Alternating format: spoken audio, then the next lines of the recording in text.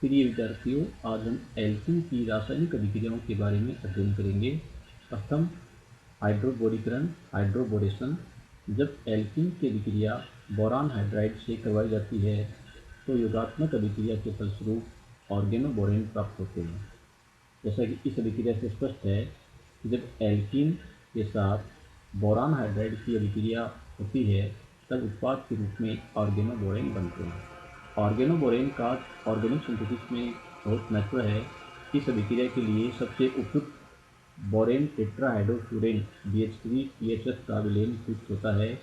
यह एक रिएक्टिव संकुल बनाता है तथा 273 केल्विन पर तीव्र गति से अभिक्रिया करता है। जब बोरान हाइड्राइड BH3 एल्कीन के 3 मॉलिक्यूल के साथ क्रमागत रूप से क्रिया करता है तब उत्पाद के रूप में ट्राई एल्किल बोरेन बनते हैं। ये try alkyl borane organoborane organic synthesis में बहुत ही महत्वपूर्ण है।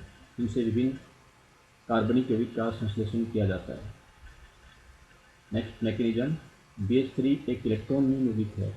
ये एक लेविस एसिड है, अतः यह PHF के ऑक्सीजन से इलेक्ट्रॉन युग्म लेकर संकुल बनाता है।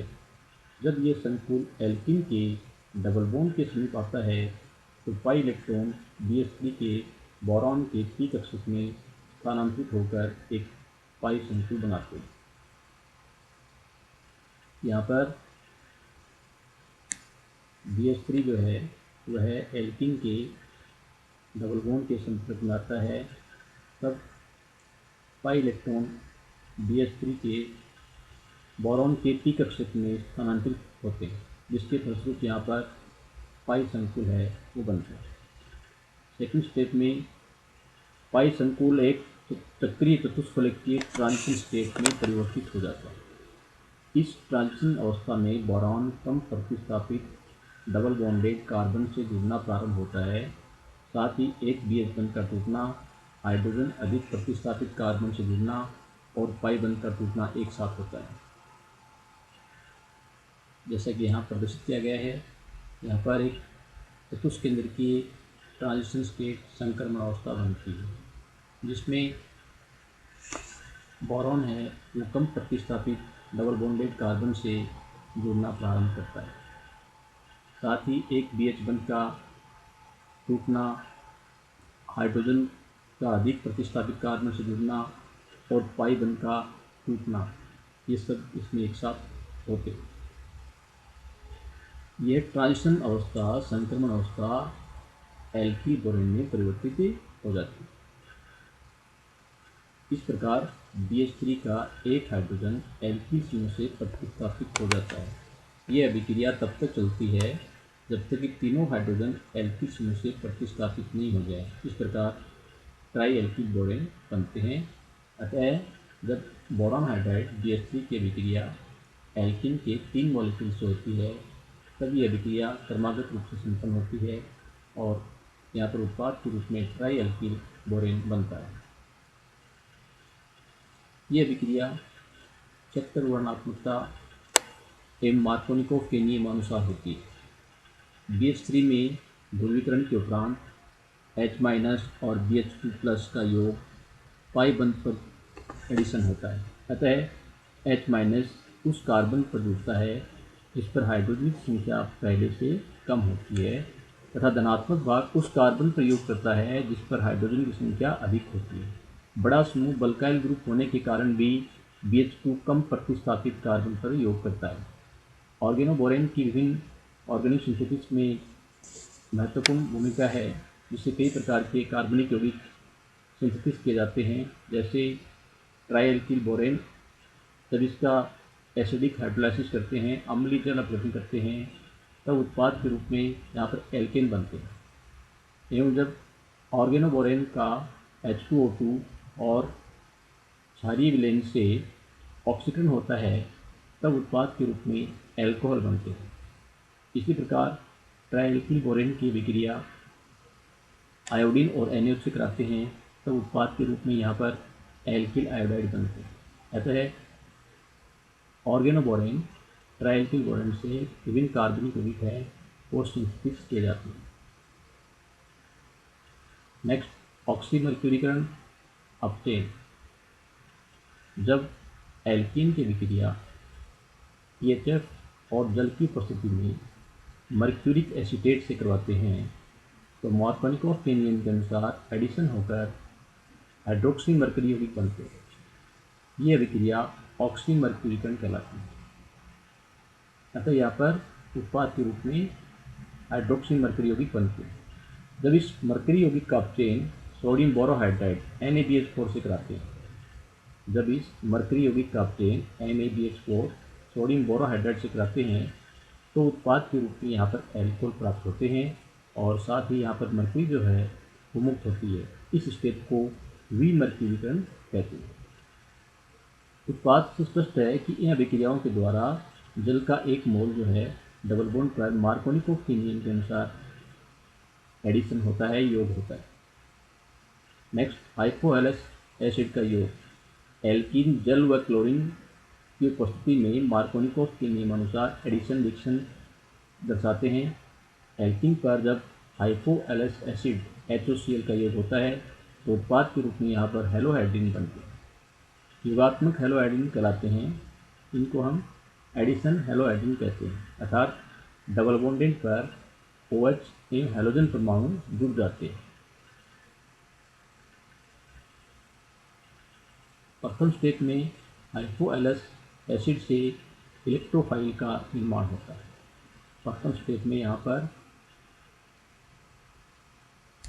हाइपोहेलस अम्ल से इलेक्ट्रोफाइल Cl का निर्माण होता है। HOCl से यहाँ पर Cl जो है इसका निर्माण होता है, इलेक्ट्रोफाइल Cl+, जो कि डबल बॉन्ड पर जुड़ करके सक्रिय मध्यवर्ती क्लोरीनियम आयन बनाता है। यह है एल्कीन के साथ एडिशन होकर क्लोरीनियम आयन बनाता है। यह अस्थायी मध्यवर्ती जल के एक मोल के साथ ऑक्सीजन के लोन पेयर के द्वारा योग करके आगे निम्न प्रकार से अभिक्रिया प्रदर्शित करता है, जिसके फलस्वरूप उत्पाद के रूप में यहाँ पर क्लोरोहाइड्रिन बनती है। हाइपोहेलस अम्ल में हैलोजन धनात्मक भाग होने के कारण उस डबल बॉन्डेड कार्बन से योग करता है जिस पर हाइड्रोजन पहले से अधिक होते हैं। इसका कारण ये है कि स्थायी सेकेंडरी कार्बोकेटाइन बनता है और इसमें भी एडिशन या रिएक्शन जो है वो मार्कोनिकोव नियम के अनुसार होती है। अतः हाइपोहेलस एसिड के योग से उत्पाद के रूप में हेलोहाइड्रिन बनते हैं। नेक्स्ट सांद्र सल्फ्यूरिक अम्ल का योग। एल्कीन के साथ सांद्र H2SO4 की अभिक्रिया मार्कोनिकोव के नियम के अनुसार होती है और एल्कीन हाइड्रोजन सल्फेट बनते हैं। ये एल्कीन हाइड्रोजन सल्फेट जल अपघटन करने पर अपने संगत एल्कोहल देते हैं, अर्थात एल्कीन पर सांद्र सल्फ्यूरिक अम्ल के योग से एल्कील हाइड्रोजन सल्फेट बनते हैं और एल्कील हाइड्रोजन सल्फेट का हाइड्रोलाइसिस होने पर वे अपने संगत जो एल्कोहल हैं वो देते हैं। इस अभिक्रिया से यहाँ स्पष्ट है कि एल्कीन पर जब हम H+4 का एडिशन कराते हैं तो यहाँ पर OSO3H समूह का एडिशन होता है और इस एल्कील हाइड्रोजन सल्फेट का जल अपघटन करने पर उत्पाद के रूप में यहाँ पर एल्कोहल बनते हैं। नेक्स्ट नाइट्रोसिल हैलाइड का योग।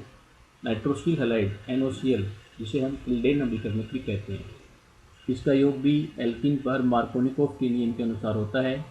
अतः उत्पाद एल्कीन नाइट्रोसो क्लोराइड एवं एल्कीन नाइट्रोसो ब्रोमाइड प्राप्त होते हैं।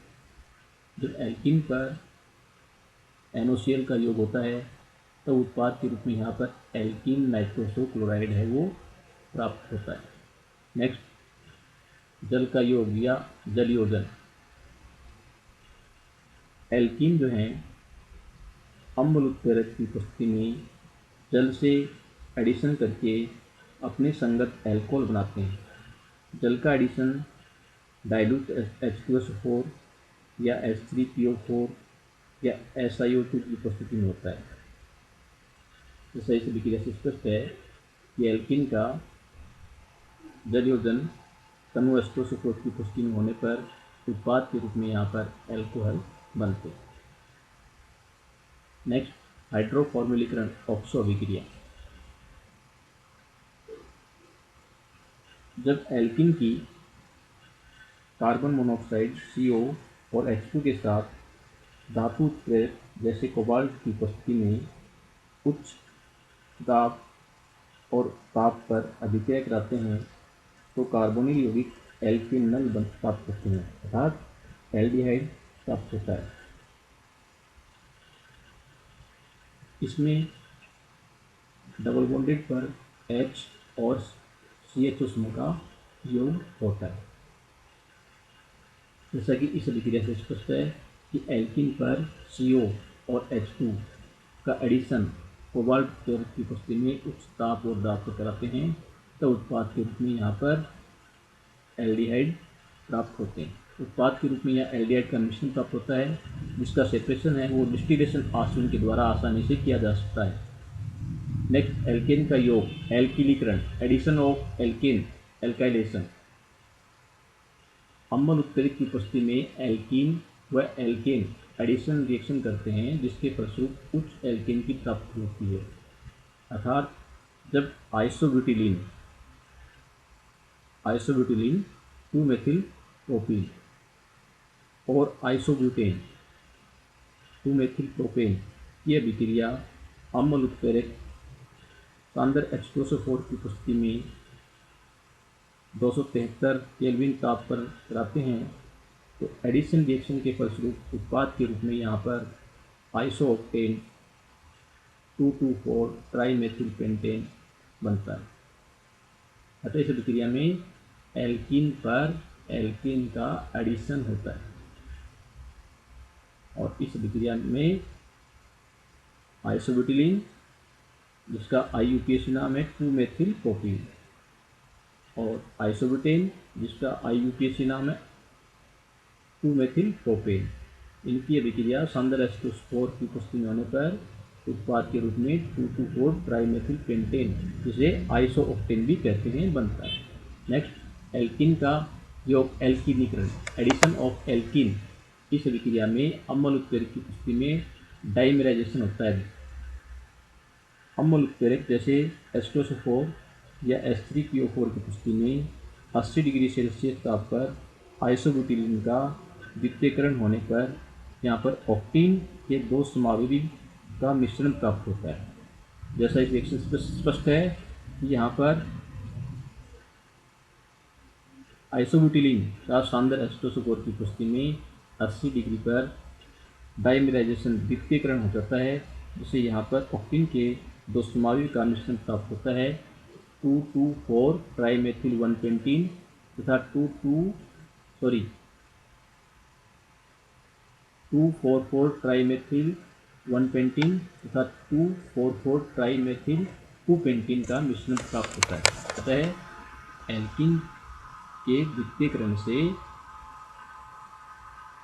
ऑक्टीन के 2 समावरी मिश्रण प्राप्त होते हैं। यहाँ पर